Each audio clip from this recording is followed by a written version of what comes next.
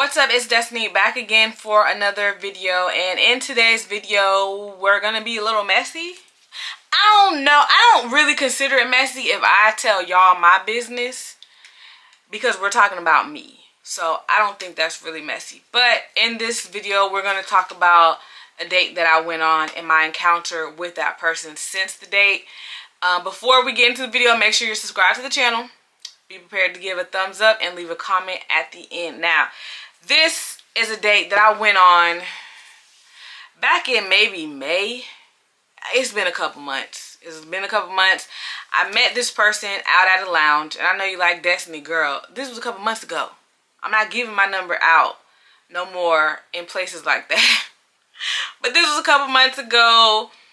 We exchanged information. We met at the lounge, and we had a good conversation. At least I had a drink. Okay, I had a drink or two, so you know how that is. But I felt like the conversation was good enough to exchange information. So when he asked for my number, I gave it, and we planned to go on a coffee date. Now, I don't drink coffee.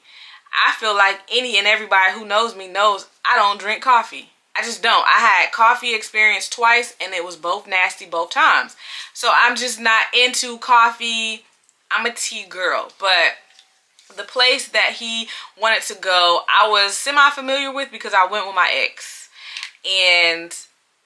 But I just remember getting a sandwich.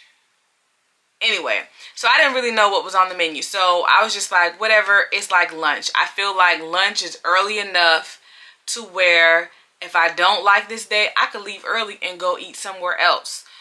I'm not committing my whole day or my whole night to something that might not go well.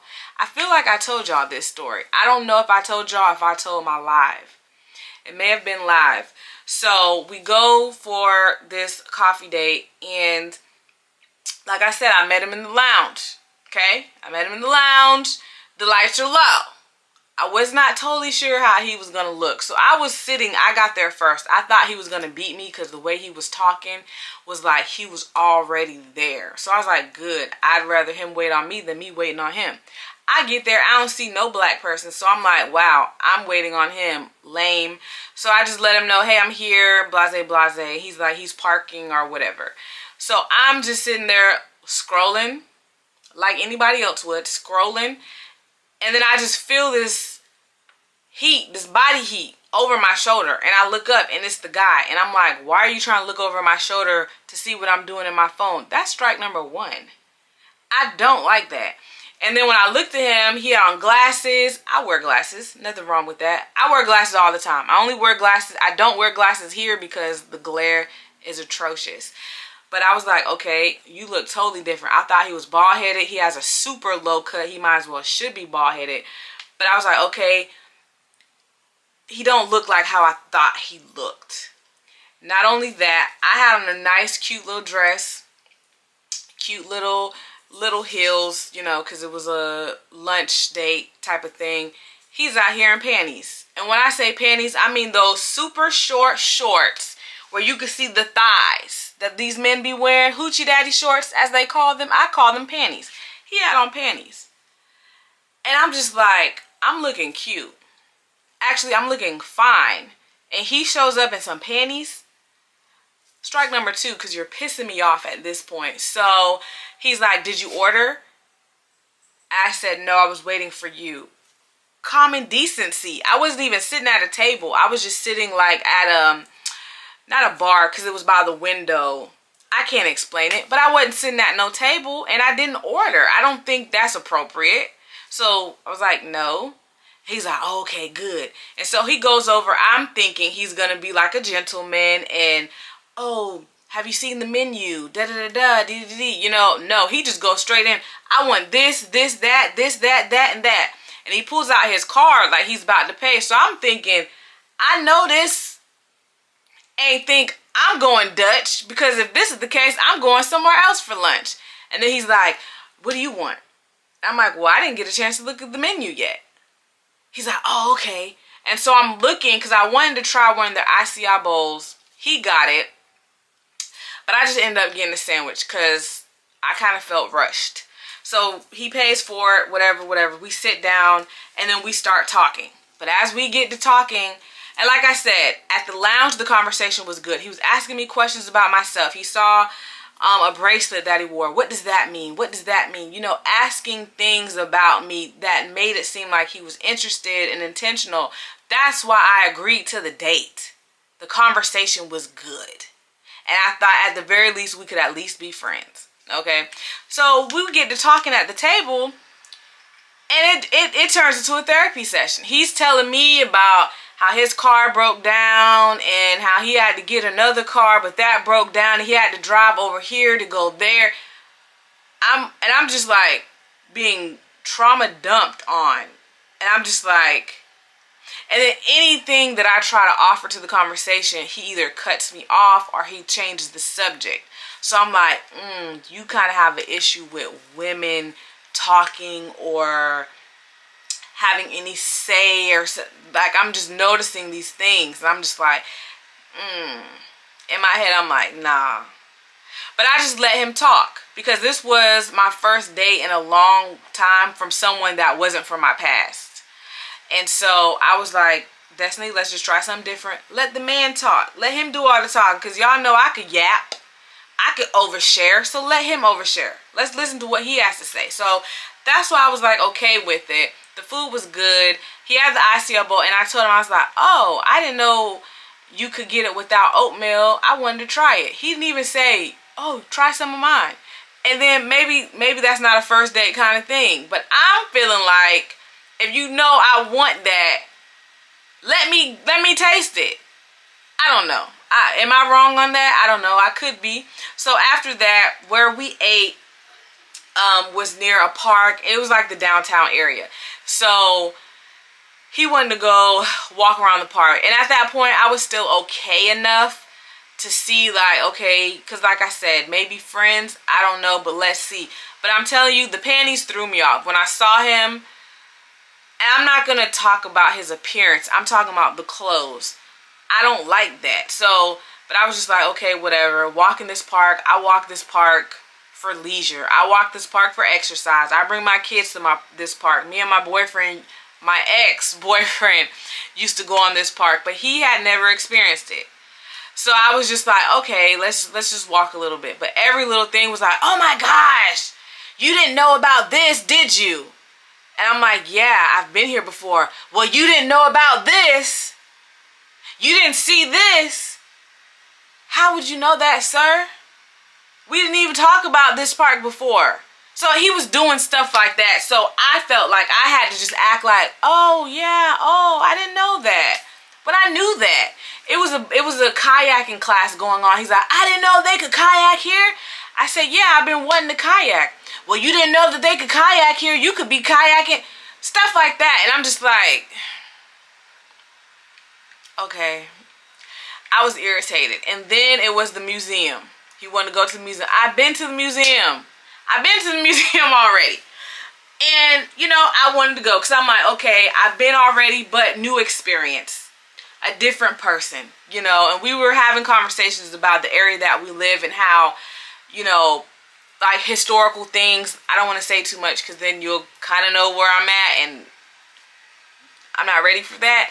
So, you know, we were looking through the museum, and like I said, I've been here before, but I was like looking for new things that I didn't see before to talk about.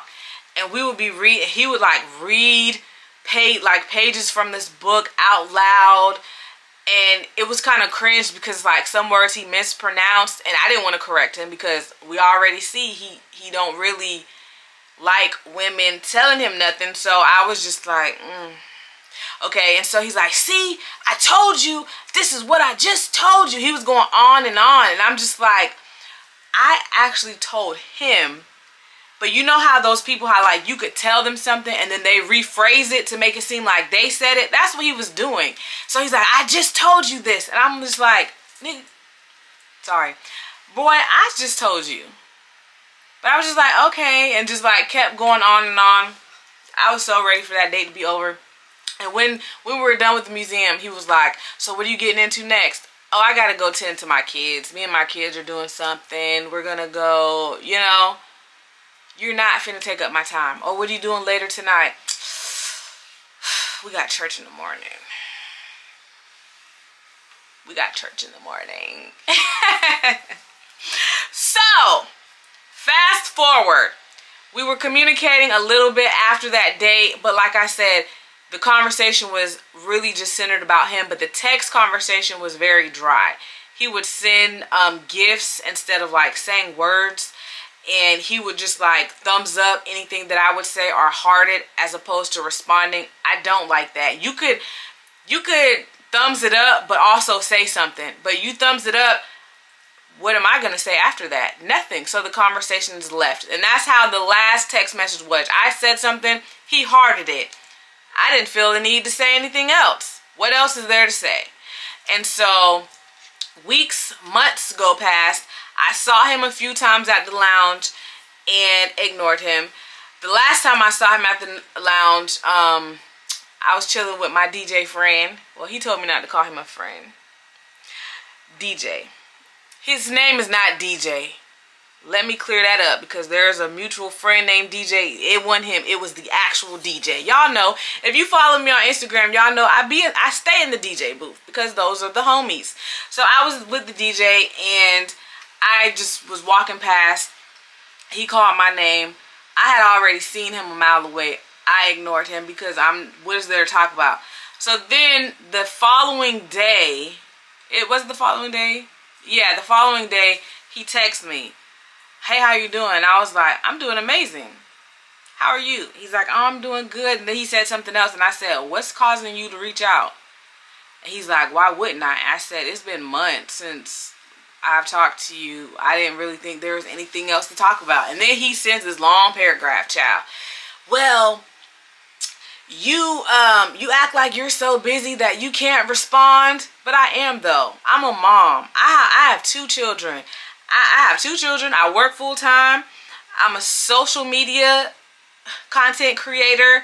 I manage my house. I got family. I have a mom, a sister. I'm a niece. Like I have things that I'm doing, you know.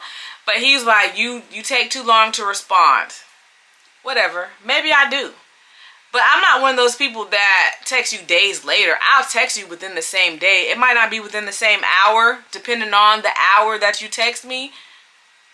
And it ain't nothing wrong with that, because my time is my time to use freely. But I don't think that I was texting him like 3 hours later. I wasn't doing nothing like that. But whatever. He wanted immediate responses. I don't have immediate time all the time. So, like, all this and that.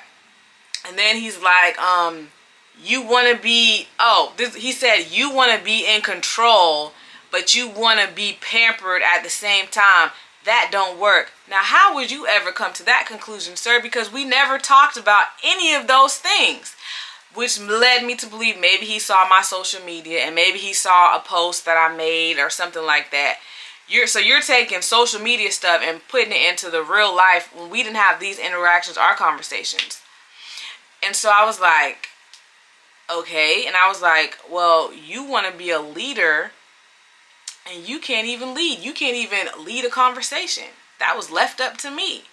You know, and then I was like, you know what? I'm not doing this back and forth. I don't owe this person nothing. This person owes me nothing. What are we doing and why are we doing it? So I just blocked him. Just end the conversation. Like, there's nothing to talk about. I just wanted to know, and maybe that was petty. And maybe, no, I think it was a valid question. Why are you reaching out now? I think that's very valid. I know some people would say, well, Destiny, I just wouldn't have responded at all. I would have blocked him after the date. Valid. I could have, maybe should have done that. But when he reached out, I was like, what are you, like, what? Why? So, that's how that went. And, I don't feel bad about what I said. Like I said, I didn't curse. I think he referred to me as a female and called me selfish, which you don't even know me enough to know that I'm selfish. You know, things like that. And it just speaks to the character of a person, because I can be upset with someone. I don't have to call them out of their name. I don't have to attack their character or what I think their character is or anything like that. I can just keep things in context of the situation that we're dealing with. What's causing, and I said, what's causing you to reach out? Just like that. And then it just, you know, on the cartoons where the little rock starts rolling and then there's a whole avalanche, like, yeah, a snowball effect. It's like, you're upset about other things, sir, and you're just using this moment to take it out on me, and that's fine, but I'm not going to sit around to deal with that. So that's how that went. I don't know, dating in the 30s, we got to figure this out. I know that I have to, and I've already made the pledge to myself and to my therapist that I am no longer giving my number out when I'm in places like the lounge. And I go there because, like I said, my friends, they work there. They're the DJ, they're the security, they're the bartenders, they're, you know, so I go there just to have a little social interaction here and there with them. But I'm no longer going to give my number out when I'm in those spaces, because those, and it's not to speak like, oh, people who are out there are bad people. It's not to say that, because I go there. I'm not a bad person. But it just shows the intentionality. I don't know, because you could have someone in an environment and they be really good, but they're just in that environment. So that's not even the best judgment. But I'm not giving my number out no more. Not when I'm in those settings. So I'm going to start taking myself out to restaurants like I used to do. Back before I was in a relationship, I would take myself out once a week to eat. And so I'm going to start doing that and going to the nicer restaurants. Like I feel like I went to the nicer restaurants before and expose myself to a different caliber of people, a different mindset of people, and go from there. I feel like women, we're waiting for the man to find us, but he's not breaking in our door to find us. The man that we feel that God has for us is not jumping through the window. You know what I mean? So we have to position ourselves to be found, and you want to be in a good place when you're found. You know what I mean? So different caliber of people, different mindset of people would be helpful. So that's what I'm going to do. I'm still not to the point where I want to get on dating apps yet, because I feel like dating apps and meeting someone in the lounge is kind of the same equivalent. I feel like it's kind of the same equivalent, and I don't want to deal with that. So we'll see. Dating apps, not yet. I want to meet someone organically in person, because I've done it before. I've met someone organically in person and things went well as far as getting to know them. The relationship clearly didn't last, but I feel like it's better that way. I don't know. I might eat my words later. I don't know. But I'm just not running to get on a dating app at this moment. Let me know in the comment section below, child. Are you single, dating, married? What is your status? How did you meet the person that you're with? Are you just talking to someone?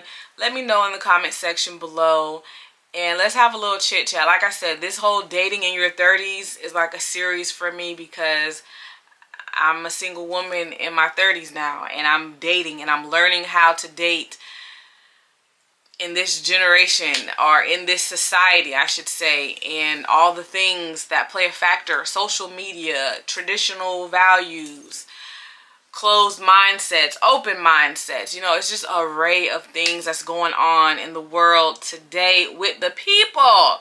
So let me know your thoughts, feelings, comments, and concerns, and you could critique the situation that I just told you about. I'm open to critique. Be nice, don't call me out my name, but if you're like, Des, yeah, maybe this, or no girl, da-da-da, we could chit chat, you know, I'm open. So yeah, let me know in the comment section below. Give this video a thumbs up. Share this video with anyone that you might think will find this interesting or have any commentary to add to this. And as always, make sure you're subscribed to the channel. And if you love someone, tell them I love you all.